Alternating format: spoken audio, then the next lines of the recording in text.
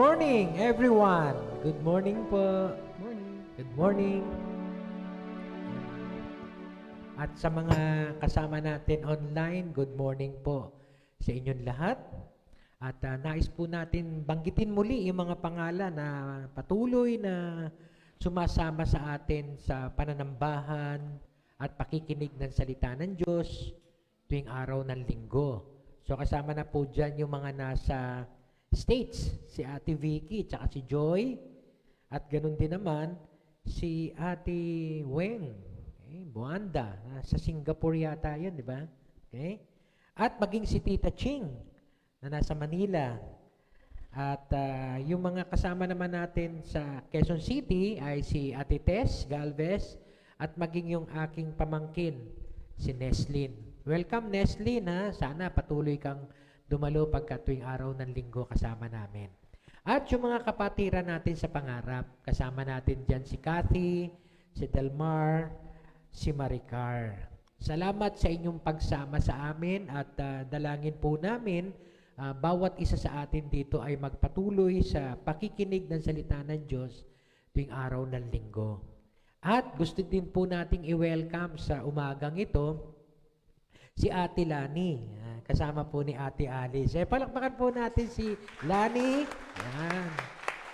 Praise the Lord. Invite siya ni Ate Alice sa ating gawain. Salamat at Lani sa pagtugon mo sa imbitasyon ni Ate Alice. At si JR, matagal nating hindi nakasama si JR. Okay? At yung kanyang anak, ano nga uli pangalan ng anak mo? Kiara? Si Kiara. Okay? Welcome po sa bawat isa sa atin. And also, syempre, we welcome the presence of our God. The Holy Spirit, the Lord Jesus Christ, in their presence, nandito tayo at sumasamba. At ngayon naman ay makikinig ng kanyang mga salita na siya ang magiging gabay natin kung paano po tayo mamumuhay bilang mga Christians, bilang mga alagad niya, bilang mga servants niya. At gagawin natin ang mga salita niya hanggang sa muli niyang pagbabalik. Ipagpapatuloy natin to hanggang sa datnan niya tayong naglilingkod sa Kanya. Okay? Kaya nga po ihanda na natin ang ating mga sarili ngayon sa pag-aaral ng Kanyang mga salita. At katulad po ng lagi kong binabanggit para sa mga nakikinig na or dumadalo na hindi po nasusubaybayan yung ating pangangaral every Sunday, yung pong ginagawa natin ay ang pagkakasunod-sunod ng events or experience ng ating Panginoong Jesus during His earthly ministry. Sinusubaybayan po natin bawat kabanata at maging yung mga karanasan, pagtuturo, ang himala, ang mga gawain ng ating Panginoon. So ngayon pong linggong ito, nandito na po tayo sa Luke chapter 9. From verse 51, from verse 57 pala yan, Hindi ko napalitan yung nakaraan, From verse 57 to verse 62. I'm sorry, Okay? So, verse 57, yung sinundan niyan nung nakaraan linggo, Verse 57 to verse 62. At ito po nakasulat doon. Ay, hilingan ko po lahat na tumayo. Yan.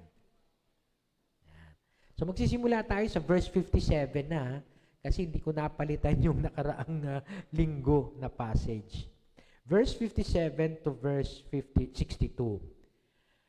As they were walking along the road, a man said to him, I will follow you wherever you go. And Jesus replied, Foxes have holes, and birds of the air have nests, but the Son of Man has no place to lay his head. And he said to another man, Follow me. But the man replied, Lord, first let me go and bury my father. And Jesus said to him, Let the dead bury their own dead, but you go and proclaim the kingdom of God. Still another said, I will follow you, Lord, but first let me go back and say goodbye to my family. And Jesus replied, No one who puts his hand to the plow and looks back is fit for service in the kingdom of God. Manalangin po tayo. Humingi tayo ng gabay sa ating Diyos. O Lord, minsan pa, Ikaw ay pinapupurihan namin at sinasamba sa iyong kadakilaan, sa iyong mga ginawa sa aming buhay, at higit sa lahat, dahil Ikaw ay karapat dapat tumanggap ng papuri. Ikaw ang Diyos, Ikaw ang Panginoon, Ikaw ang aming tagapagligtas. Kaya naman, Panginoon, narito kami ngayon upang mapakinggan naman, Panginoon, ang iyong mga salita, ang iyong mga kalooban, ang iyong mga instructions, ang iyong mga turo, upang nang sa ganun magkaroon kami ng gabay kung paano po kami mamumuhay bilang iyong mga anak, bilang iyong mga tagasunod, bilang iyong mga alagad. Habang inaantay namin, Lord, ang muli mong pagbabalik, upang nang sa ganun, sa pagbabalik mo ay datnan mo kaming nasa pananampalataya. Salamat po, O Diyos, sa mga salita mo na siyang patuloy na nagbibigay sa amin ng inspirasyon at gabay at kalakasan upang maisakatuparan namin sa aming buhay ang iyong mga kalooban. Gabayan mo po kami sa pangangaral at pag-aaral ng iyong salita sa pamagitan ng kapangyarihan ng iyong banal na Espiritu. Mangusap ka sa aming kalagitnaan. Ang lahat ng ito, O Diyos, ay dalangin namin sa pangalan ni Jesus na aming Panginoon tagapagligtas. Amen. Amen. Maaari na po tayo makaupo.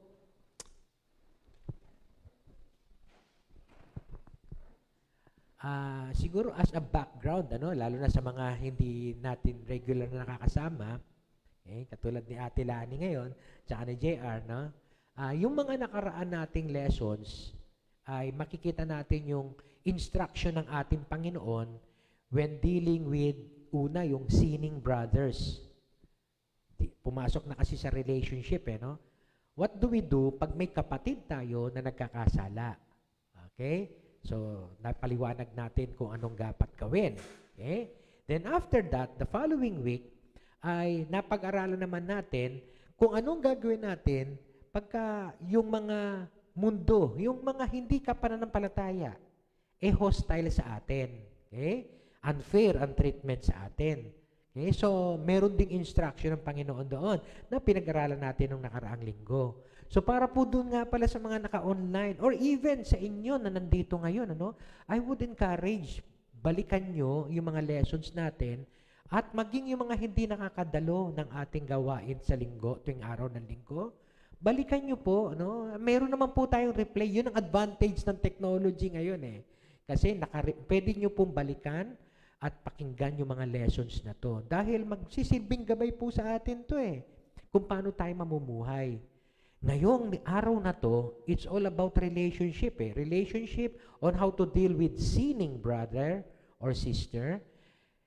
Relationship on how to deal with hostile unbelievers. Yung mga kaibigan natin na hindi mananampalataya pero may mga ginagawang unfair treatment sa atin. And this time, yung relationship na natin kay Lord. Okay? So parang nakikita ko yung sequencing ng yung pong pagkakalatag ng Biblia kasi talaga may purpose yung Holy Spirit kung paano nasulat ito ng mga gospel writers. Kahit po 4 yan, meron pong sequencing yan. Meron pa rin pong pagkakatunog yan, pagkakasunod, sundo-sundo yan at saka pagkakasunod-sunod. Okay? Kaya hindi po yan sabog, kundi talagang merong mensahe na ipinapaliwanag sa atin. So this time, God, Jesus, is presenting to us an invitation naman. It's all about relationship. Relationship now with God. Okay? So, may invitation siyang inilatag sa mga tao. Siguro kung mapapansin nyo, merong mga talata doon na sinasabi na, I want to follow you. Follow me. 3 times binanggit yung salitang follow doon sa text na binasa natin. Okay? So, pagka tayo ba'y nakatanggap ng imbitasyon, okay, ano ba ang ating nagiging reaction? Of course, yung invitation in a group with a cause. Yung pong layunin kung bakit tayo sasama. Di ba? Katulad ni Lani ngayon, di ba? Tinanggap niya yung imbitasyon ni Ate Alice na sumama sa ating gawain. Di ba? Hindi po lahat tumatanggap tumutugon sa imbitasyon. Siyempre, ang una nating iniisip ay ano ba ang layunin ng grupo na yan? Ano ba ang layunin nung pagsunod ko o pagsama ko o pagtugon ko sa imbitasyon mo? Parang ganon, ano? Kasi naalala ko po na sinabi ko sa inyo, ako po'y tumanggi sa isang imbitasyon na binigay sa akin nung araw, nung college days ko. Meron po kasing isang grupo, organisasyon doon sa aming subdivision na ang unang front ay PKKK, Pamparokyang Kilusan ng Kabataang Kristiyano. So sa pamagitan po ng simbahan, dahil ako po pinaka-active noon sa simbahan namin, ay isinama ako para dumalo ng isang gawain na puro kami kabataan sa Barasuin Church. 2 nights, 3 days kami doon. Kaya lang nakakalungkot dahil yung pong lecture doon, it's not about faith in God. It's not about relationship with God, but it's more of political. Okay? Against the government.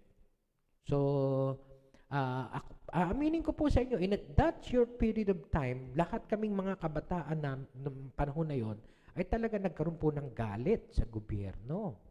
Kaya naman parang talagang masidhi, yung galit. Dahil talagang nakita namin yung brutality, talagang pinakita po sa amin yon. Okay? So, yun ang pinaka-purpose ng grupo. Until narinig namin nung bandang huli, yung PKK ay national group na hindi lang po doon sa Bulacan. Okay? Bulacan kami noon, may kawayan.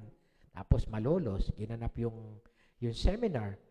Kundi sa buong bansa. At ang pinaka-pangalan pala noon ay Pambansang Kilusan ng Kabataan para sa Kalayaan. Okay? So may front, may deception.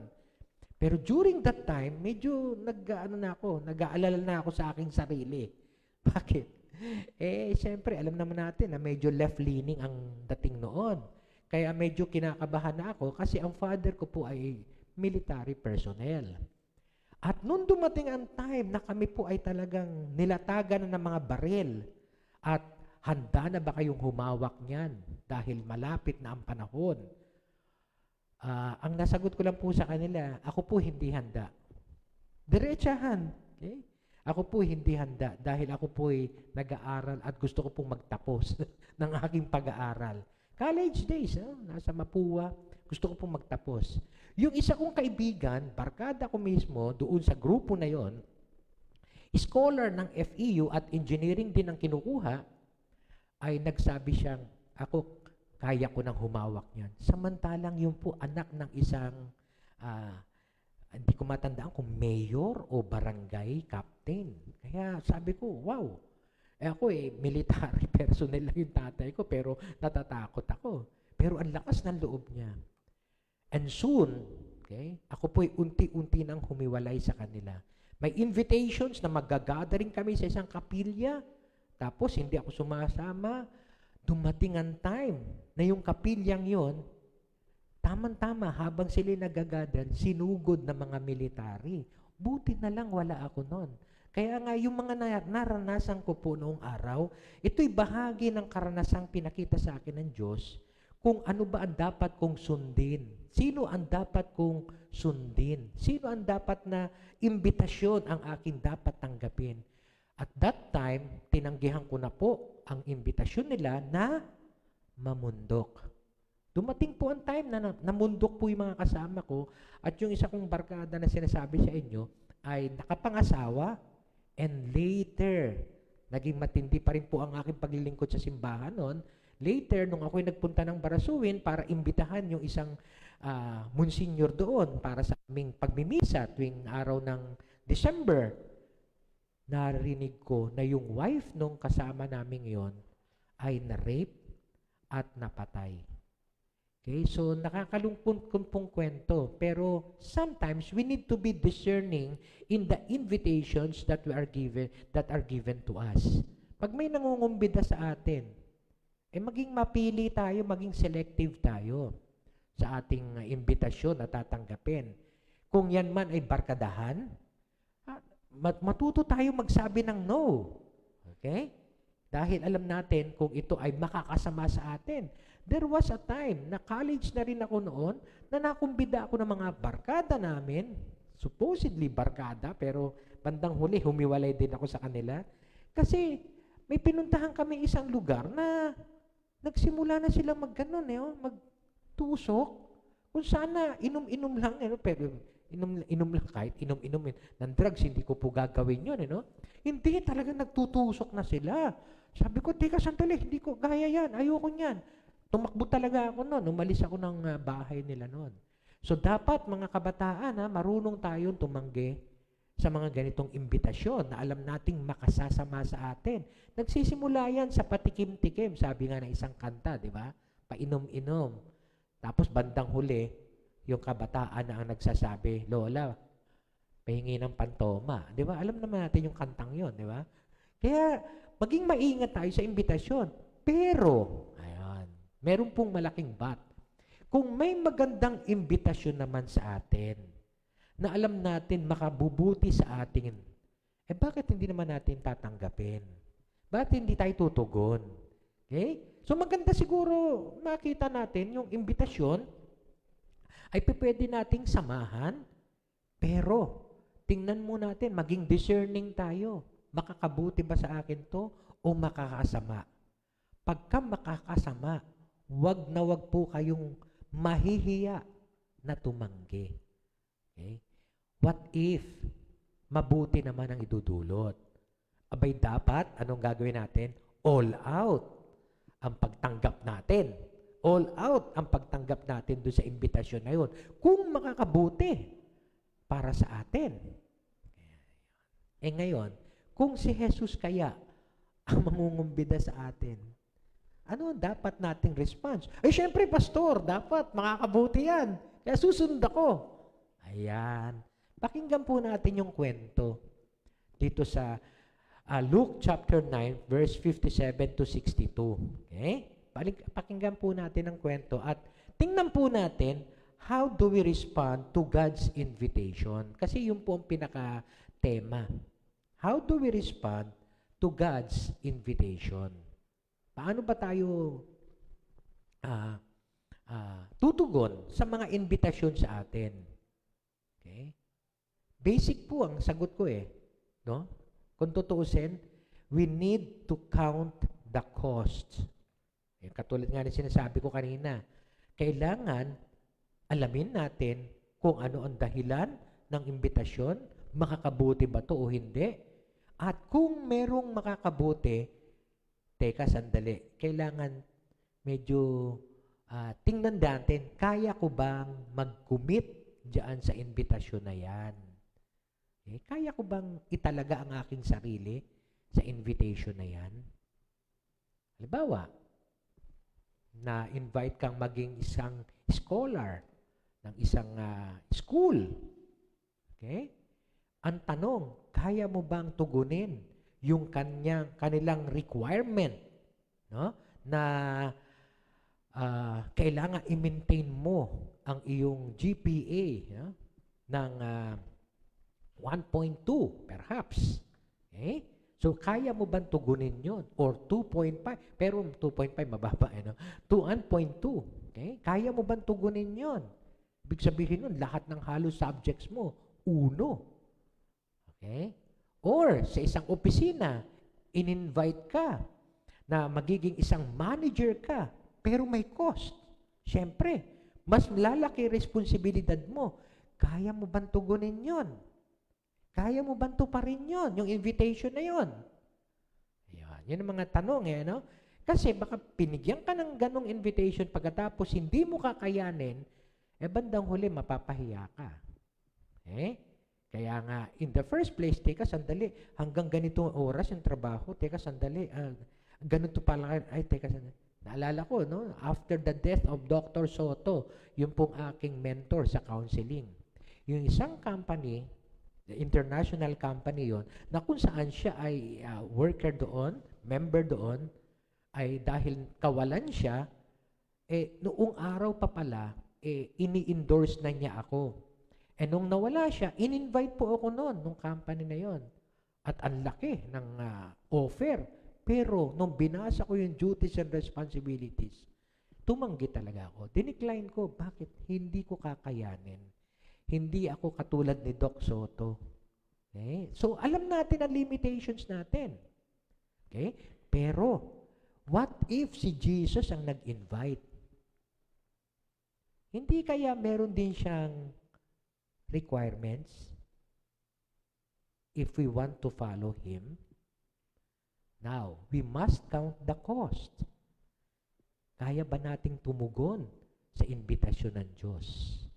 So, isa-isahin po natin ang mga tatlong tao, okay, na nagkaroon ng mga potential followers of Christ. Potential. Sinasabi ko pong potential kasi meron silang kakayahan na sumunod sa ating Panginoong Yesus, na imbitahan sila, yet merong requirement si Jesus Yun ang problema ko minsan sa mga preaching. Hindi na ipapakita yung man's responsibility. Meron pong requirement sa atin, ang Diyos. Tingnan po natin kung paano po ang naging takbo sa kwentong ito. So sisimulan po natin sa verse 57. As they were walking along the road, a man. Kay Luke, a man lang ang binanggit. Pero meron pong parallel passage yan sa Matthew.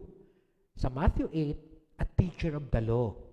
Isang nagtuturo ng kautusan ng Diyos. Isang scribe. Sa ibang version, scribe. Okay? Scriba. Pero basically, teacher siya. Okay? A man said to him, I will follow you wherever you go. Kahit saan ka pupunta, susunod ako sa iyo. Isang teacher of the law yun, Yung teacher of the law, usually, sa ibang mga kwento, hostile sila kay Jesus. Malupit sila, no? Pinagsasalitaan nila or kontra sila lagi kay Jesus. Pero ito, ayaw naman nating husgahan. Pero perhaps sincere ang taong ito na nagsasabing, I want to follow you. I will follow you wherever you go. Wag po natin tanggalin na maaring insincere, pero wag din po natin tanggalin na maaring sincere siya. Okay? Although lahat ng mga scribes, karamihan ng scribes doon sa Gospels, lagi silang pakontra kay Jesus. So meron siyang willingness to follow Jesus, to be His disciple. He wanted to learn from Him. He was willing to follow Him anywhere. Okay? Kahit saan, wherever you go. Kaya nga po ito ay isang potential follower of Jesus. At siguro, iba sa atin dito, nakapag-comment na ng ganito, Lord, I will follow you. I will follow you. Follow you wherever. Para sister act lang no? I will follow you, Lord, wherever you go. Maring iba sa atin. Ako aminin ko po sa inyong totoo. Nabanggit ko rin ito. Lord, saan ka man pumunta, susunod ako. Susunod ako. Napanood niyo ba yung kahapong maalaala nyo kaya? Maalala mo kaya? Kwento ni Kim Atienza. Sorry. Mali pala ako.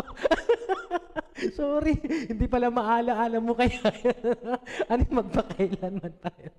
Sorry Ibang channel pala yun, Naiwan. Magpakailanman. Si Kim Atienza, nung unang stroke niya, sabi niya, Lord, best friend, ang tawag pala niya kay Jesus, best friend, susundin kita. At iingatan ko na ng lubusan ng aking pangangatawan. Yun ang kanyang commitment Siya ang nagbigay ng commitment. Okay? Hindi si Jesus kung ano yung commitment na gusto ni Jesus. Hindi yun ang hiningi niya. Hiningi niya, ako magbibigay ano bang tawag doon? Yung standard ba? Hindi standard. Kundi parang demand, Lord, sa pagsunod ko sa iyo, aalagaan ko mabuti ang katawan ko. At talaga naman, inalagaan niya mabuti ang kanyang pangangatawan. And yet, in spite of that, na-stroke ulit siya. And that time, ayun, naiba na ang kanyang kaisipan patungkol sa Diyos. It's not about us, but it's about following Him.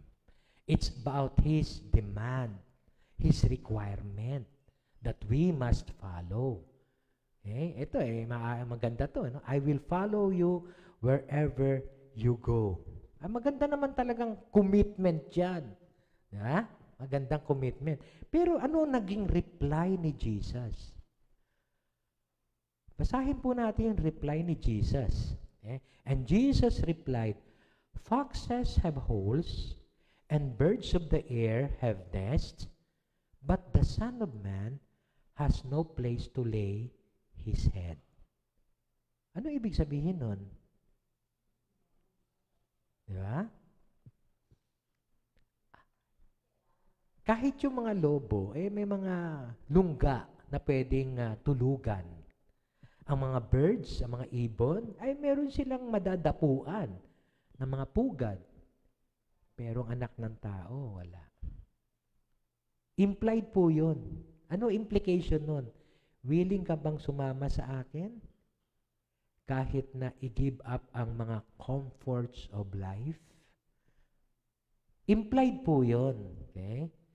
Hindi niya direktang sinabi, pero implied yun.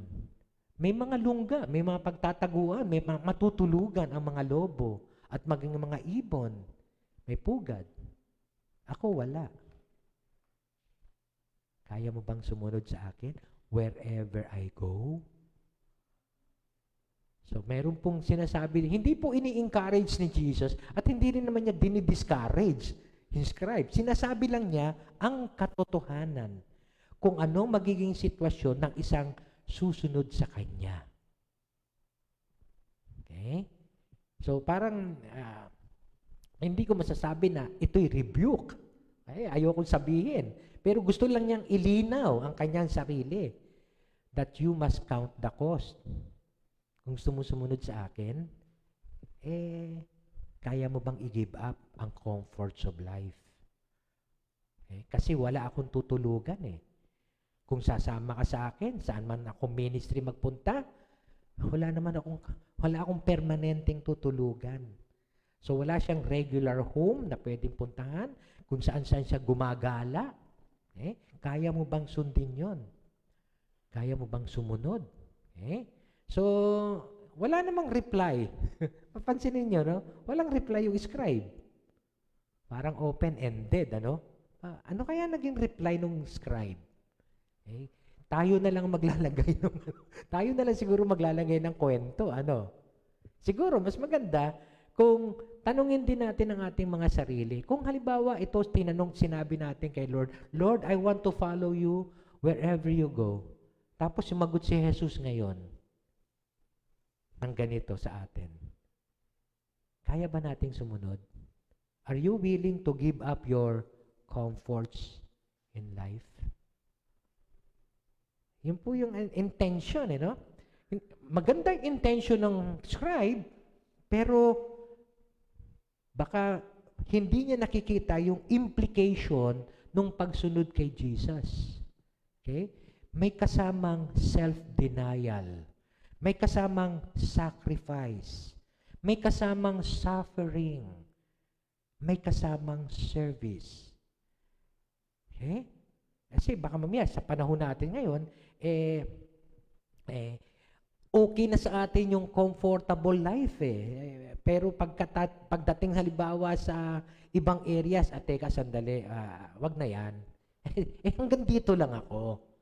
Yung pagsunod ay hanggang dito lang. Kaya alam niyo po, discipleship is very difficult. ang pagsunod sa ating Panginoong Hesus, hindi po ganun kadali yun. Nalulungkot po ako kung sa panahon natin ngayon, ang commitment ng mga tao ay base sa kanilang demand. Base sa kanilang gusto lang mangyari. Pupunta ako dyan. Sige, susunod ako dyan. Pero teka, sandali. Ayun. Merong abay teka. Pagka ganyan na usapan, ay hindi na. Okay? Wag na. Wag nyo, itpwera nyo na ako dyan. Mahirap yan eh. So parang ang nangyayari ngayon ay yung comforts natin, mas uunahin natin kesa kung ano ang gusto ng Diyos na gawin natin. Okay?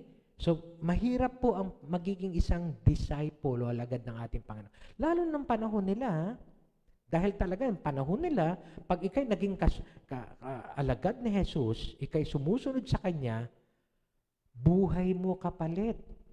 Dahil sa persecutions ng mga Romans at ng mga Jews, no, na unbelieving Jews, buhay ang kapalit. Just like yung nangyari sa ating Panginoong Yesus.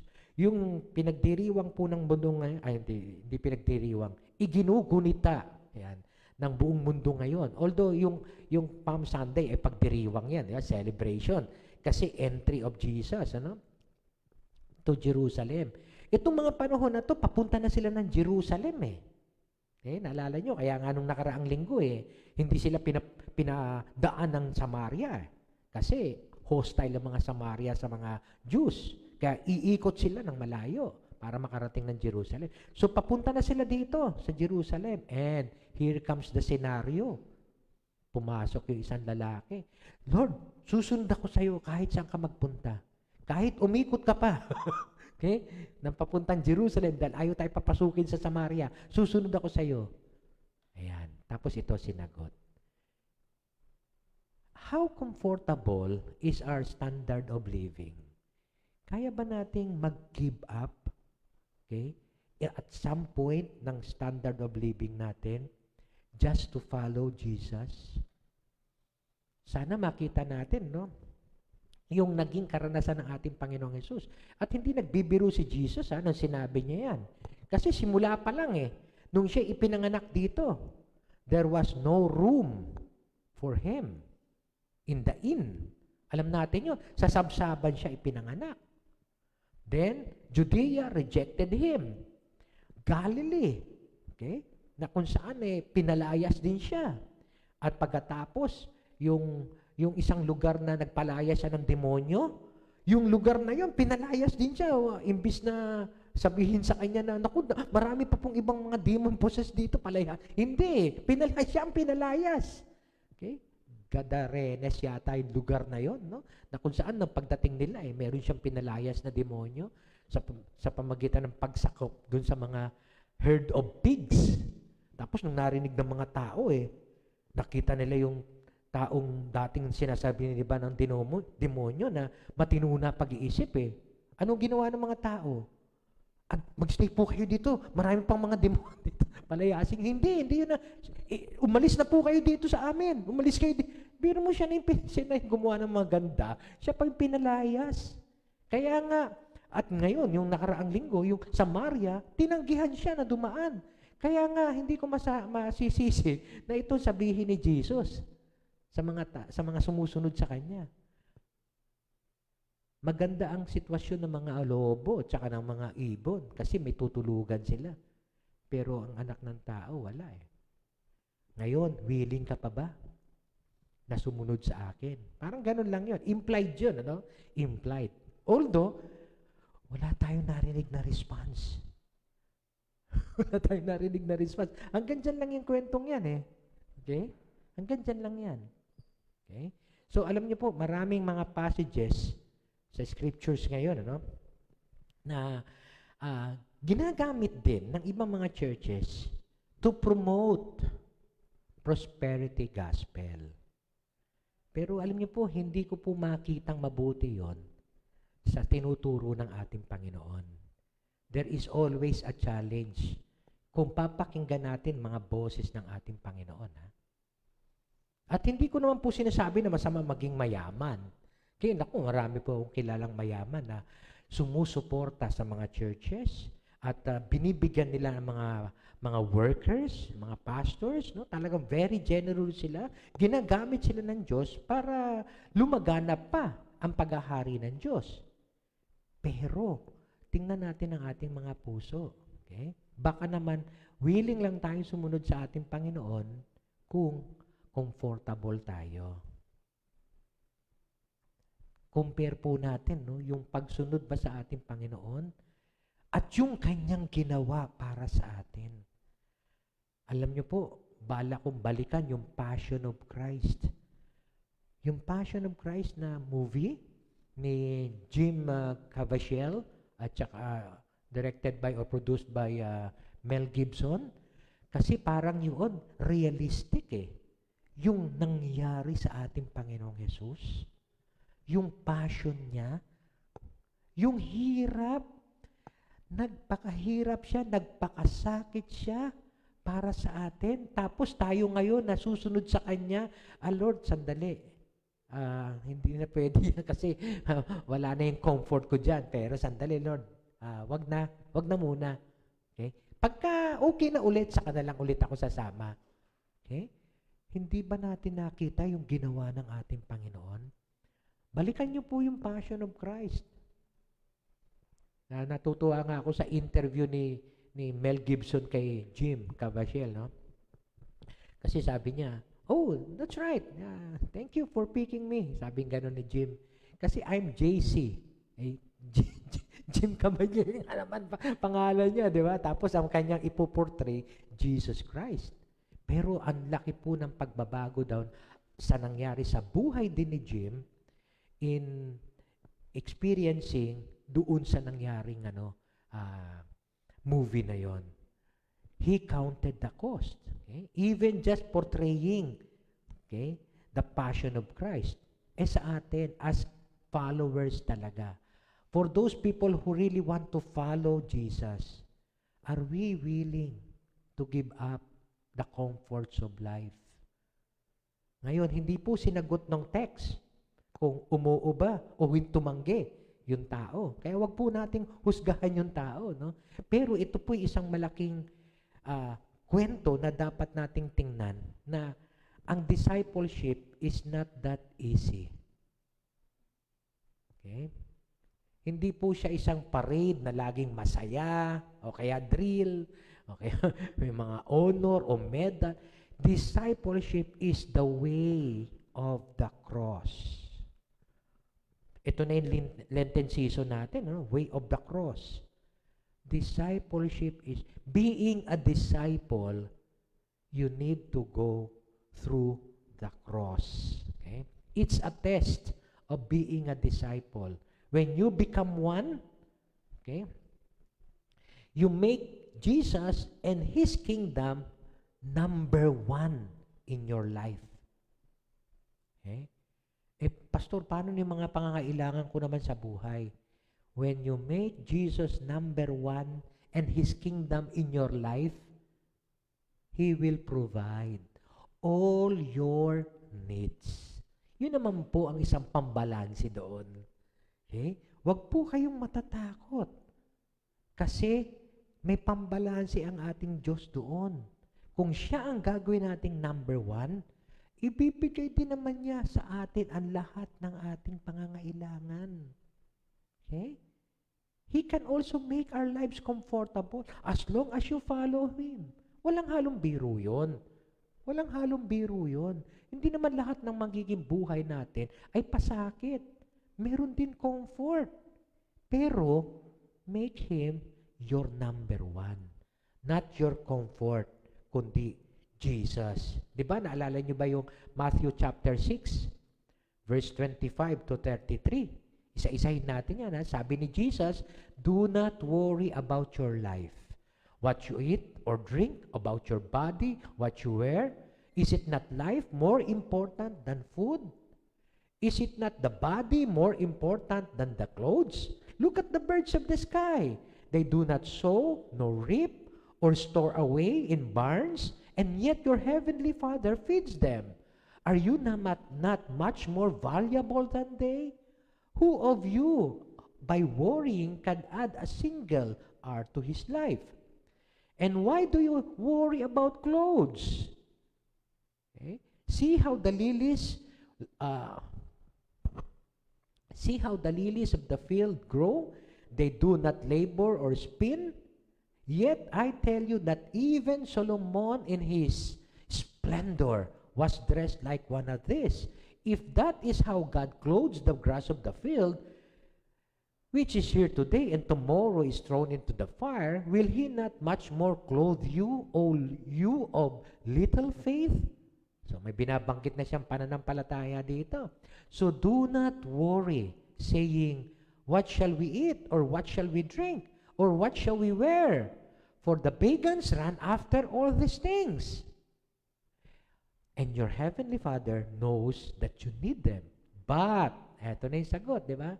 If you will make Jesus number one, He will also provide all your needs. But, seek first His kingdom and His righteousness, and all these things will be given to you as well. Okay? So, do not worry. Kasi kung minsan, ito na yung offer, no? I have nothing to lay my head on. So, are you still willing to follow me? Mag-iisip ka ngayon. Ganun ba? Yan. Anong tugon natin? Yes, Lord, susunod pa rin ako. Alam nyo kung bakit, Lord? Kasi may pangako kayo eh. May promise kayo eh. That if I will put you first, if I seek first your kingdom and your righteousness, lahat naman ng ito, idudugtong nyo sa akin. Idadagdag ninyo. So that's faith. That's faith. A step of faith. Even though may challenge si Jesus sa atin, meron din naman siyang promise eh. So hindi po magkukulang ang ating Diyos. Okay? Nasa atin lang. Kung may kaya nga pananampalataya, issue dito eh. Susunod ba ako sa Kanya? Bagamat sinabi niya ganon? Yes, susunod ako. Bakit? May promise ka, Lord eh. Na kung uunahin kita at uunahin kong paghahari mo, you will not forsake me. Hindi mo ako pababayaan. Okay? Andyan ang provisions mo. It's a step of faith. Okay? So, isang ano po yun, no? Isang issue. Yung comforts of life natin. Yung tahanan natin. Yung bahay natin. Yet, the Lord will provide for all these things. The Lord will provide for all these things. The second scenario, yung isang lalaki naman ang nagsalita ang sinabihan ni Jesus. He said to another man, sa Luke chapter 9, verse 59 to 60. This time, walang tugon doon sa una di ba? Walang response. Hindi natin alam kung ano nangyari. Sumunod kaya o hindi? Okay? Sumunod kaya o tumalikod? Okay? Hindi natin alam. Walang response, no? Palagay ko, itong mensaheng ito para sa atin, open-ended. Para bawat isa sa atin, will make our own decision. Okay? Now, this time, nag-shift si Jesus. Kanina, may lalaking nagsabi na, I will follow you. This time, siyang nagsabi, follow me. He said to another man, follow me. But the man replied, Lord, let me first go and bury my father. Yan. Susunod ako, Panginoon, ha? Pero pahintulutan mo muna ako na ilibing ko ang aking ama. Ano implication nun? Again, ano implication nun? Kung papansinin natin, siguro itong taong ito ay merong sinusunod niya ang fifth commandment ng Decalogue o ng 10 Commandments, which is honor your father and mother. Lord, susunod ako, pero hayaan mo muna na ilibing ko ang aking tatay. Of course, we need to take care of our families, di ba? Sinasabi rin yun sa 1 Timothy chapter 5 na if we do not take care of our families, we are worse than an unbeliever and we have denied the faith. Kaya itong taong ito ay may point kung bakit niya sinabi ito. Na first, Lord, let me go and bury my father. Okay? Now, ano sinabi ni Jesus? Ano naging tugon ni Jesus dito sa sabi ng taong ito? Ang sabi niya, Jesus said, let the dead bury their dead. Let the dead bury their own dead, but you go and proclaim the kingdom of God. Wow. Parang ang hirap ng demand ni Jesus, no? Masama ba yung sabihin ng tao na, alam niyo, struggle din ako kahit ako pag nagtuturo nito, no? Kasi struggle to, kasi hindi ko po alam kung makaka-turn off ba to o encourage sa mga tao sumunod kay Jesus, no? Parang turn off, no? Kung pagbabasahan natin yung ating standards ngayon, Teka, sandali. Paano naman yan? Kailangan kong alagaan yung tatay ko. Kailangan ko siyempre, sinabi din naman ni Jesus na igalang mo ng salita ng Diyos na igalang mo ang iyong ama't ina. Tapos ngayon, hindi mo ako pahihintulutan na ilibing ang tatay ko. Ano yun? Yeah, parang ano yan, no? Parang turn off. Teka, malamang yung iba talaga dyan. During that time, parang na-imagine ko, ayoko na sumunod dyan. Pambira. Sabi ng Decalogue, ng 10 Commandments. Tapos yan, susundin ko siya. Parang kinukontra niya ang 10 Commandments. Lalo na hindi naman lahat, kilala na si Jesus talaga ang Son of God. God's Son. Kaya nga po, yung iba dyan, turn off. Ang totoo na yun. Kasi parang, ito, parang rebuke na to. Yung kanina, walang rebuke yun. Parang sinasabi lang niya, ito ang truth, kung susunod ka sa akin. Pero to rebuke Bakit? Let the dead bury their own dead. But you go and proclaim the kingdom of God. So may kasamang rebuke na to sa ating Parang nirebuke siya kung ipaprioritize mo ba family mo o hindi. Parang sinasabi niya na huwag mong i-prioritize ang family mo. Sumunod ka sa akin. Wow. Kakatakot, no? Baka mamaya meron pong turn off na dito sa atin, Pero sana tapusin muna natin yung message. Kasi baka mamaya medyo mahirap tanggapin ang mga salitang ito. At kahit naman po ako, mag-iisip din, pagka ganito. Diba? Hindi ba tayo tinawag ng Diyos para ibigin, protektahan, kalingain, paglingkuran ang ating pamilya? Lalo na yung ating pamilya. Pero may challenge dito si Jesus. Ako, nakikita ko lang po talaga dito, yung reactions. Ano kaya magiging reaction ng tao kung ito ang maririnig nila sa mga salita ni Jesus? I do believe na wala pong intention si Jesus na i-break yung Decalogue. Wala siyang intention na sirain ang family unit. I do not believe na merong ganong I do believe na walang ganong intention si Jesus. Pero kung ang pamilya natin, ang magiging idol natin, kung uunahin natin ang pamilya natin bago kay Jesus, parang yan na yung sinasabi niya.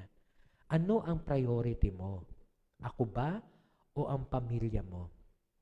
Marami po akong ilang mga estudyante na kinakasal na, pinopost ng mga babae, I will love you, but not more than my love to our God. Natutuwa din naman sa mga ibang estudyante ko, mga kabataan yun na nagsipag-asawa na ngayon. Of course, nasa marriageable age na sila. Sabi ko, wow, ang ganda nitong mga ganitong commitment. Mamahalin kita, pero hindi higit kaysa sa pagmamahal ko sa Diyos. Relationship to God. Meron pong ilang mga kasing commentary ako na nabasa na yung pong issue dito, talaga bang mamamatay na yung tatay o hindi pa? Kasi pwede raw, ang comment ng karamihan, na nabasa ko, karamihan, ang comment nila, first, let me go and bury my father. Hindi naman binanggit na patay na yung tatay. Kasi kung patay na yung tatay, anong ginagawa niya doon? Dapat nandun siya ngayon sa sa burol man lang. Di ba? Dapat Panginoon, susunod ako sa inyo. Pero sandali, hayaan niyo munang ilibing ko tatay ko. Ang ibig mo sabihin, nakaburol pala tatay mo ngayon. Puntahan mo na, ilibing mo na. Bakit nandito ka pa? Di ba? Hindi eh.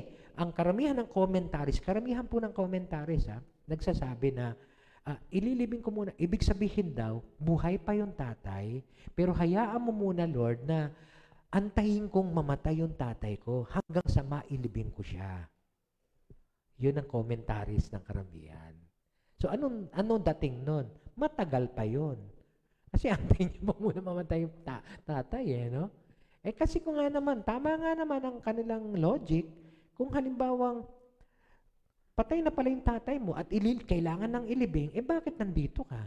Dapat nandun ka ngayon sa burol. So parang ang issue is, matagal pa raw yun. So kailangan ngayon niya, balikan ang tatay niya, alagaan niya muna, pagkatapos hanggang sa, kung mamamatay, sa kanya ililibing at saka na lang daw siya susunod. Yun ang pinaka-issue. So, parang dito, magkakaroon ng, sabihin natin, commitment conflict. Ayan. Sino uunahin mo? Pamilya mo o si Jesus? Yun ang tanong niya, no? Parang nakakalungkot mang isipin, pero para sa akin, again, it's a test of faith. It's a test of priorities. Okay? It's a test of priority. We are not given the choice between something good and something evil. Parehong good yun eh. Taking care of your family and following Jesus, parehong good. Kaya wala pong choice between good and evil, ha? Hindi po evil yung taking care of your family. That's also good. Pero siguro it's between a choice between good and better. Kaya nga sabi ni Jesus, you go and proclaim the kingdom of God. Okay? So, yung pinaka-point lang dito ni Jesus is all relationship, okay, must be secondary compared to the relationship to God. Gawin natin secondary. Yet, okay, naniniwala ako ng ating Diyos, pagka tayo'y sumunod sa Kanya, okay, kasama niya tayo na mangangalaga ng ating pamilya. Okay? Kasama niya tayo, hindi niya tayo iiwan sa pangangalaga ng ating pamilya. Kaya lang, what's your priority? What's your priority? Sino ang susundin mo pag pinapili ka? Asawa mo o si Jesus? Magulang mo o si Jesus? Anak mo o ang salita ng Diyos? Nasa atin ngayon yon. We will make the decision. Okay? Pero siyempre, the purpose of Jesus and the Word of God is for the whole family to be together in serving Him. Kaya tingnan nyo, ang sabi niya, let the dead bury their own dead. Ano ibig sabihin nun? Those who are spiritually dead, let them bury their physically dead relatives. Okay? Kasi pareho naman silang walang relasyon sa Kanya. But if you have that relationship with Jesus, you proclaim the kingdom of God. The kingdom of God is better, okay, kung compared sa family relationship. This is not so easy preaching. Hindi ganun kadali. Why?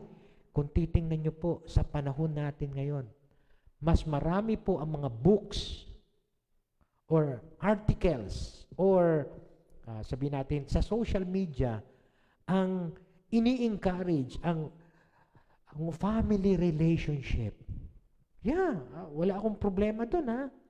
Pero papakinggan nyo mga ibang books, babasahin nyo, iilan lang yung nag-i-encourage of relationship to God. Mas marami, ha, sa panahon natin ngayon. Ang mga mababasa ninyo ang nag-a-advocate o nag-i-encourage na maging mapagmahal tayo sa pamilya. Walang problema doon. Kahit si Jesus gusto yun eh. Bakit kaya yung ilan? Iilan lang ang books mababasa na ini-encourage naman tayo na magkaroon tayo ng relationship sa Diyos at siya ang i-prioritize natin over this. So again, it's a matter of faith in following Jesus. A matter of commitment kung sino uunahin natin. Halimbawa, may sinabi yung ating asawa, anak, o kapamilya na contrary to the Word of God. Anong uunahin natin? Naalala niyo po ba yung isa natin dating member, no? Sa Phase 2A, na kahit kontrang-kontra yung asawa niyan lalaki, aattend ng church dati yun. Okay? Tapos, alam niyo naman yung kwento, di ba? Dumating ang time na umaattend pa rin siya kahit ayaw nung lalaki. Pinagtatadtad nung lalaki ang kanyang mga sapatos, tsinelas. Kaya, makikita mo yan, aattend pa rin dito, nakapaan na lang. Bakit? Tinadtad eh. Ganun ang commitment niya, no? Inuuna niya talagang, ngayon, hindi na lang ako aattend kasi ayaw ni tatay, ayaw ni asawa, ayaw nung anak ko eh. So again, nasa atin po ang decision. Hindi rin po sinabi dyan kung sumunod ba yung lalaki o hindi. Open-ended yung kwento na yan eh. But I do believe, again, katulad kanina, kahit meron tayong i-give up natin yung comforts of life, may promise si Lord na ibibigay din niya lahat ng needs natin if we will make Him number one. The same is true sa family natin. The same is true with the family. Naalala ko yung kwento sa Acts chapter 16, verse 32 to 34. Then they spoke the word of the Lord to him, to the jailer, and told others in his house. Itong jailer na to, biglang lumindol, nag-brown out, pagkatapos nagbukasan yung mga selda, no? Nakakulong kasi si Pablo dito. Tapos natakot siya, magpapakamatay na sana siya. Sabi ni Pablo, huwag kang magpapakamatay, nandito pa rin kami lahat. Kasi akala niya, nagtakasa na yung mga preso niya eh. Tapos pinangaral ni Paul, si Jesus, doon sa warden, doon sa jailer. At ano nangyari? Yung jailer, inimbitahan niya si Paul sa kanyang tahanan. Ayon. Inimbitahan niya si Paul sa kanyang tahanan. And they spoke the word of the Lord to him and to all the others in his house. And at that hour of the night, the jailer took them, washed their wounds, yung mga mga preso, and immediately he and all his family were baptized. Okay? Nagpabautismo na yung pamilya. So makikita natin, concern pa rin ng Diyos ang pamilya. Pero uunahin lang muna natin siya. Ipa-prioritize lang muna natin ang ating Diyos. Concern pa rin siya sa ating pamilya. Now, sabi ng yung jailer, brought them into his house. Yan. Buong sambayan na niya, nakakilala na sa Panginoon, set a meal for them. He was so filled with joy because he had come to believe in God, he and his whole family. May pangako din naman ng Diyos. Kaya wag nating ikukut ito. Lord, you have said in the Word that if I believe in you, I and my whole family will be saved. Teka, sandali. Merong context. Sinabi nila yung salita ng Diyos doon sa buong pamilya. They spoke the word of the Lord to him and to all the others in his house. And all his family were baptized. And all the family believed. Huwag tayong pray ng pray at i-claim natin itong promise ni Lord na hindi naman natin sinishare ng Word of God yung ating family. We need still to share the Word of God to our family members. And time will come that we and our whole family will be saved. Pero wag po tayo mangingimi. Let us not compromise the Word of God. Okay? Priority pa rin natin ang salita ng Diyos. Ang utos ni Jesus. Okay? Kaya nga po, challenge yun eh. Challenge yung binibitawan lang na salita ni Jesus. Okay? Challenge lang sa atin yung, kung susunod pa rin ba ako, in spite na tila baga iiwan ko yung aking pamilya? No, actually, hindi mo iiwan. Kaya lang, kailangan i-share mo yung Word of God para your whole family will believe. Or else, let the dead bury their own dead. But you proclaim the Word of God. You proclaim the kingdom of God to them, and you will have your whole family believing in Jesus. Okay? So again, it's a challenge sa bawat sa atin. Are we doing our part in sharing the Word of God to our family members?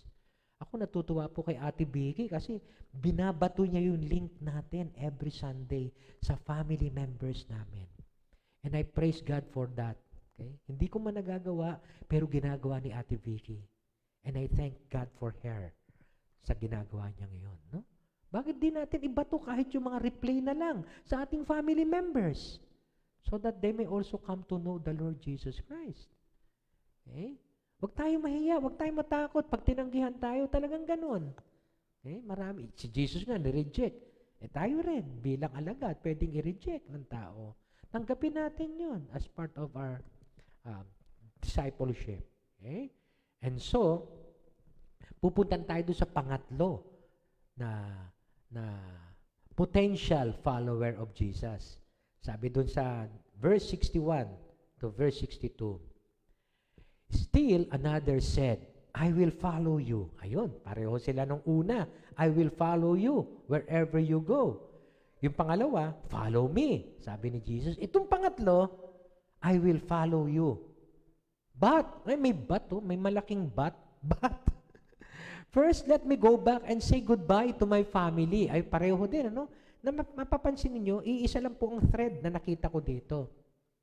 And it's all about relationship sa family. Home, there's nowhere I could place my head. That's the home, the father, and now family. Kaya nga may ano yun, no? May progress yung thread. It's all about family relationship compared to our relationship with God. Okay?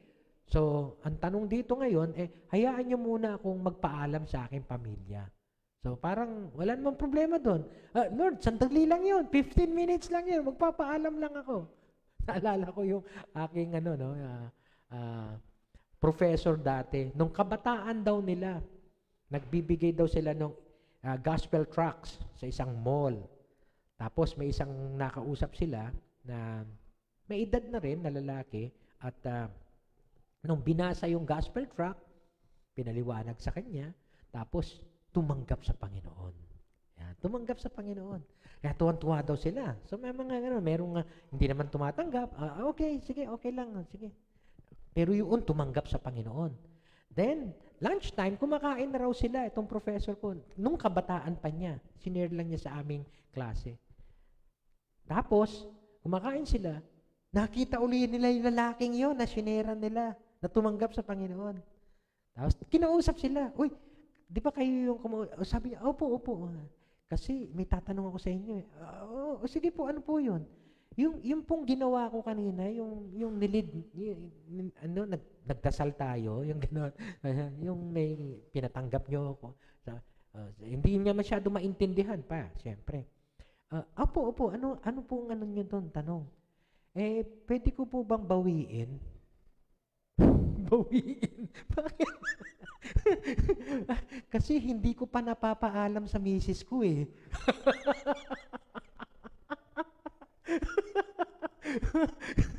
Oh my. Wala, nakakatawang kwento, pero tingnan mo sometimes people are not that, sabihin nating, knowledgeable on what they are doing. Kaya nga kung minsan marami lumalapit sa altar ko, hindi naman nila alam. Bakit nga ba? Sabi kasi ng misis ko, punta ka doon, punta ka sa harapan. Kailangan mo yan. Punta na ako. Marami pong kilala akong ganyan. Sumasama sa altar call. Pero hindi naman po nakakapagpatuloy, ano? Okay? Kaya nga po makikita natin, following Jesus is not only accepting Him, tuloy-tuloy yun, continual action. Yung believing, yung pananampalataya. Tuloy-tuloy, hindi yung, halimbawa, tumanggap na ako, okay na ako. Okay? Ito, teka, sandali, magpapaalam muna ako. Kaya naalala ko yung professor ko niya. Hindi ko pa sabi sa misis ko, pwede ko pang bawiin muna. Pwede mo namang hindi na bawiin basta tanungin mo na lang misis mo di ba? Kung papayag ba siya o hindi. Pero gano'n ang nangyayari ngayon, sa panahon natin ngayon. Para bang, we need to go back to our families and ask their permission first. Pwede ba? Pwede ba ako sumama doon sa imbitasyon sa akin? Pwede ba ako sumama doon? What if hindi ka payagan? Di ba? What if hindi ka payagan? Anong gagawin mo? Okay? So, yun lang ang nakikita kong tanong dito, no? Pero may ibang sagot si Jesus. Ang sagot ni Jesus, no one puts his hand to the plow, alam niyo yun, yung araro, and looks back to fit for service in the kingdom of God. Alam niyo, minsan yung mga sagot ng ating Panginoon, matalinghaga, no? Dapat pag-aralan din natin. Ano bang magiging connotation nun? Kayo ba nakaranas na nagmamaneho, tapos nakatingin kayo lagi sa likod? Ano sa palagay niyo mangyayari? Parang ganun lang yon. Okay? Pagka ikay nag-aararo at nakatingin ka sa likod, tatabingi yung araro mo. Maliligaw ka ng landas. Right? Yun lang pong ibig sabihin nun. Hindi mo maipagpapatuloy yung ginagawa mong pag-aararo. Kasi nakatalikod ka, nakatingin ka sa likod The same is true sa pagmamaneho, no? So malaki ang risk na ikaw ay tumatalikod. Kaya nga sabi ni Jesus, no one who puts his hand to the plow and looks back is fit for service in the kingdom of God. Okay? So, ang sinasabi niya dito, ang implied lang nito, focus on me. If you want to follow me, just focus on me. Okay? Let me clear again, hindi po niya kinukondem ang family commitments natin. Okay? Kaya lang, china-challenge lang po niya yung priorities natin. Pagka inalaw, halimbawa, inalaw na, sige, paalam ka, ilang minutes lang naman siguro yan, di ba? What if hindi pumayag? What if kung i-insist mo, pero ito yung asawa mo, iiyakan ka, please. O kaya yung anak mo, Mami, huwag kang pupunta doon, please. Okay? Anong gagawin mo pag umiiyak na yung family members mo at sinasabi sa'yo na, huwag kang pupunta doon, please. Huwag kang sasama sa kanila. Dito ka lang sa amin, kailangan ka namin. Anong gagawin mo? Yun na. Doon na naman papasok, Baka mamaya, kaya nga po, napakahirap ang maging disciple ni Jesus. At sinasabi ko po ito, para paghandaan natin talaga ang isang pagiging alagad. Okay? Kailangan po talaga ng commitment to love and serve Him unconditionally. It's a matter of trust. And we must decide whose voice we should prioritize. The Lord's voice or yung family natin. Hindi ko po sinasabi, again gusto ko ulitin hindi ko po dina-downgrade ang family natin. Ipa-prioritize lang po natin. Si Jesus muna bago ang family. Pa-prioritize lang po natin. So, hindi po kailangan, minsan kasi mga tao, di ba? Napakadaling mag-pronounce, mag-profess pala. At Christian ako, I'm born again. Bakit? Tumanggap ako kay Jesus Nung nagpa-altar call si pastor, nandun ako sa harapan Isa nga ako sa umiiyak, humahagulgol. Tapos pag umaattend na ako ng church, wow, talaga naman, ang saya-saya. Okay? Yung kwento ni pastor, makabagbag damdamin. Kaya nung siya'y nag-imbita, lahat kami umiiyak sa aisle. Okay? You feel good. Okay? Para lang doon. Pero there's a commitment needed in following Jesus. There's a commitment. Okay? So, hindi po ganun kadali na we just simply pray and receive. That's the initial point of following Him. Hindi ko sinasabi na wala yun, That's the initial na Sa Bible study natin, pag-aralan natin yun. That's the justification. Pinawalan sala ka. Pero, may pinababanal. Okay? Yung patuloy na paglilingkod natin sa ating Panginoon. Okay? Tuloy-tuloy po dapat yun. Till the end, hanggang sa muli niyang pagbabalik. Halimbawa, may nagsabi, no? Alam niyo po, bagamat hindi ko pa na-encounter sa counseling yun. Pero dati, narinig namin yun sa isang counselor. Kasi kami pong mga counseling students, may counseling cases kaming pinipresent sa teacher namin. Tapos, nag-aaral kami. Ano dapat naming response? What should be the most appropriate response do sa counseling? Merong isa nag-present. Yung kanyang counseling daw, nangangalunya. Ngayon, ang tanong sa kanya, pwede ko bang balikan yung aking mistress para ipaalam lang sa kanya at magkaroon kami ng closure. May alam pa siyang closure eh. Mag-closure lang kami. Pagkatapos ay iiwanan ko na siya. Hindi din alam isagot ng counselor eh. Kaya tinanong niya doon sa professor, nandun kami lahat. Sabi ng professor, do not allow him. Okay? Do not allow him. It's just like going back. Parang ganito ang quote niya, no? It's just like going back and allowing him to stay there. So, pinaliwanag ng professor, siyempre, pagka makikipaghiwalay ka, ang mangyayari niyan, kung paano kung lumuhod sa'yo, magmakaawa sa'yo, at nabagbag ang damdamin mo, at sige, hindi kita pababayaan, hindi kita iiyaw, tapos ka na. Saan ka na? Kaya talagang stern yung commitment, no? Dapat, kung talagang committed ka, do not look back. Okay? Parang yung kay, sino yun? Si Lot, no? Si Lot. At yung asawa niya, nung pinaalis sila ng angels, dahil tutupukin ng angels ang Sodom and Gomorrah, ang sabi ng angel, wag na wag kayong lilingon. Okay? Takbo kayo.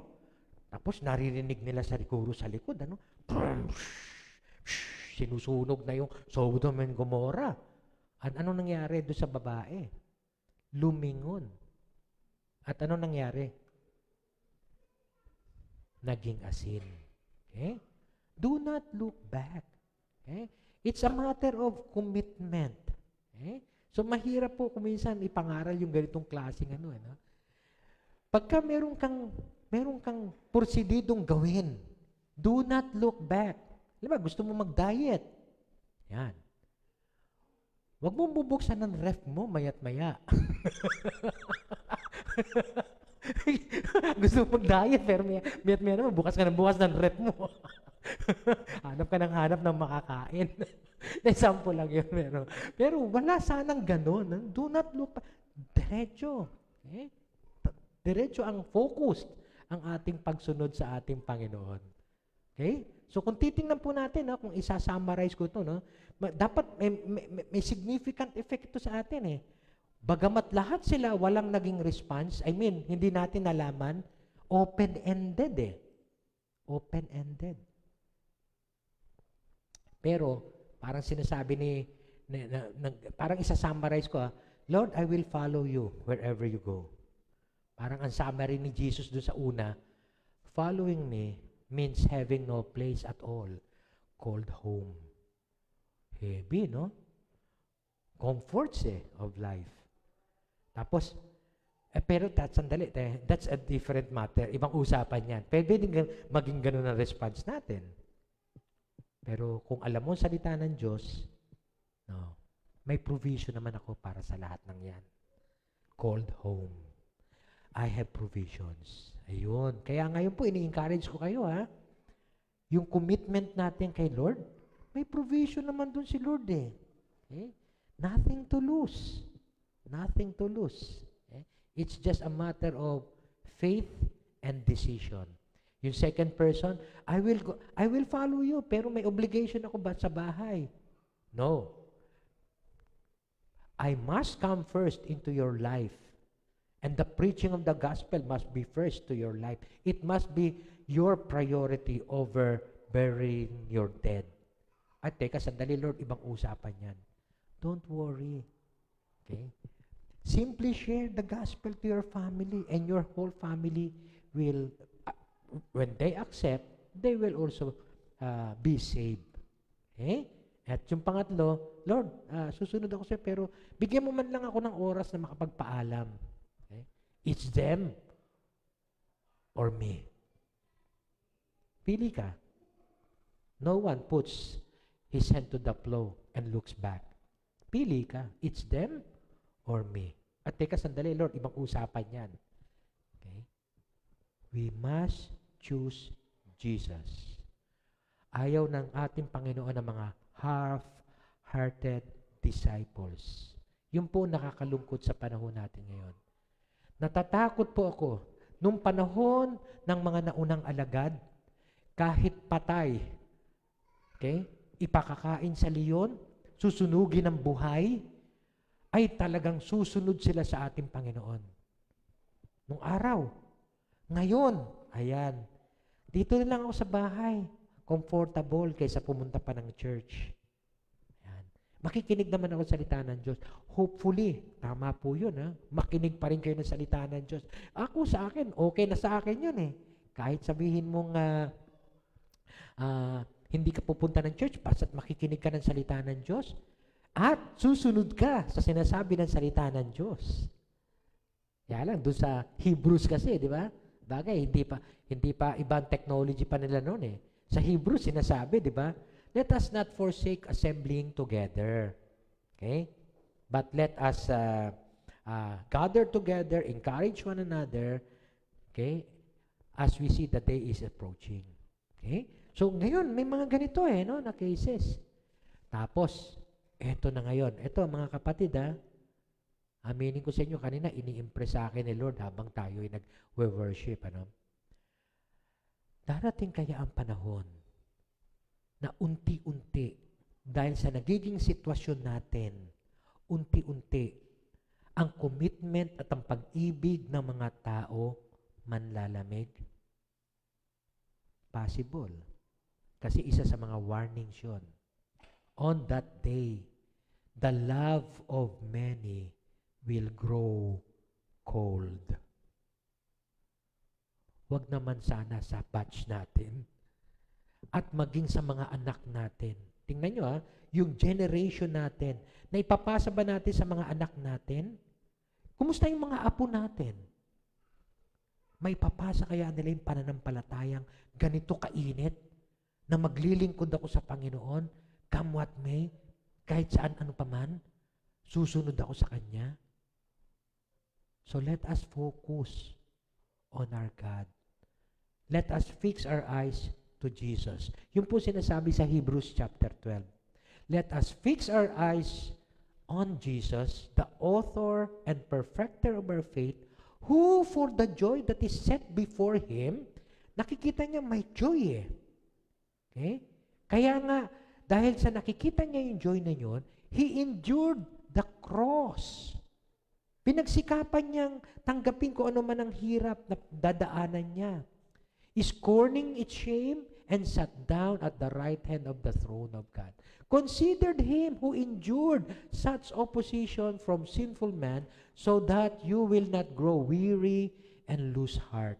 Sa panahon po natin ngayon, okay, let us endure all these trials, all these oppositions or temptations. Pagtagumpayan po natin lahat yan. Okay? Dahil pagdating ng araw, meron pong joy na nag-aantay naman sa atin as we continually follow Jesus.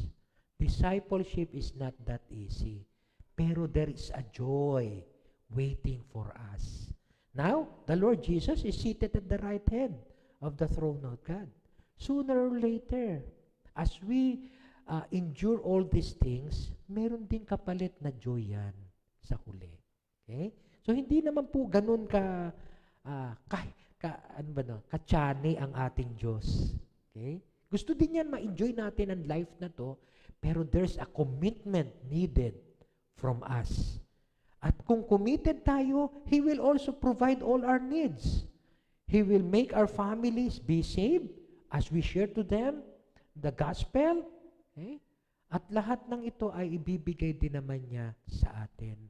So, hindi po tiyani ang ating Diyos na may demand siya, pero wala din naman siyang ibibigay na reward or promise. Meron pa rin po siyang binibigay. Okay? Now, as a conclusion, 3 slides po ito. How do we respond to God's commitment, God's invitation? First, alam niyo po, sometimes, personal comforts of our homes and or yung family co-responsibilities natin become hindrances to us in following Jesus. Pero we must not miss the point, no? That Jesus is not condemning either. Hindi naman niya kinukondem ang family or ang home. Huwag nating ma-miss yung point na yun, Ang tanong na lang siguro is, are we simply interested lang? Or are we committed? Next slide, please. Okay. Are we simply interested lang? Or are we committed to follow Jesus? There's a lot differences between the two. Yung interesado ka lang, pero pagtatamaan na yung mga comforts mo or kung ano pa man, mga valuable sa'yo, ay teka, wala na yan. Iba yung, I will follow you all the way in spite of this. Yung demand mo, Panginoon, susundin ko, but I do believe you will also take care of me and my family. So let us now respond decisively. Walang decision na makikita tayo dun sa 3 illustrations natin. Walang sinabi kung ano naging tugon nila. I do believe, kaya naging open-ended yun. It's for us hearers today to respond decisively. To do that, there is a need for us to know, to count, and to face the challenges of being a disciple. Manalangin po tayo. Lord, napakabigat po ng mensaheng napakinggan namin ngayon. Dahil it requires commitment on our part. Patawarin mo po kami, Panginoon, kung hindi po ganun kalalim ang aming pananampalataya to the point na kung makakabigay ng discomfort sa amin, hindi kami susunod. Kung ang pamilya namin ay may demand sa amin, sila ang pagbibigyan namin. Patawarin mo kami, Panginoon. Patawarin mo kami, Lord. Hopefully, Lord, ang bawat isa sa amin dito, makita nga po yung cost of being your follower. Yet, Lord, dalangin po namin na makita din po namin there is great value in following you in spite of masacrifice ang ilang discomfort namin sa buhay. Kasi Lord, you have also your promises. And I do believe, Lord, na kahit na i-give up namin itong mga to at ikaw ang aming sundin, ibibigay mo din naman lahat ng aming pangangailangan, maging ang aming pamilya. Lord, tulungan mo po kami. Tulungan mo po kami sa aming kahinaan. At wag nawa po dumating ang panahon, lalo na po sa mga susunod na mga generation, na ang love namin sa'yo ay manlamig. Dahil sa mga nagiging practice na namin ngayon. Nagiging less committed na ang mga tao sa'yo. Lord, wag nawa dumating ang panahon na yung aming family members, yung aming mga susunod na generation sa amin, ay umabot sa ganitong panlalamig. Nawa itong pangangaral patungkol sa pagsunod sa iyo ay mai-pass on namin sa mga susunod na generation. Tulungan mo po kami, Panginoon. Tulungan mo po kami. Salamat po, O Diyos, sa mensahe mo. At nawa ang bawat isang nakapakinig dito, Lord, mag-decide na tumugon sa tawag mo, na willing i-give up ang aming mga comforts and families, yet you will provide naman all these things, Lord. Salamat po, O Diyos. It's a step of faith on our part, Lord. Kaya nandito kami, Panginoon. Tulungan mo kami to decide with faith in our hearts. Thank you, Lord. Thank you, Lord.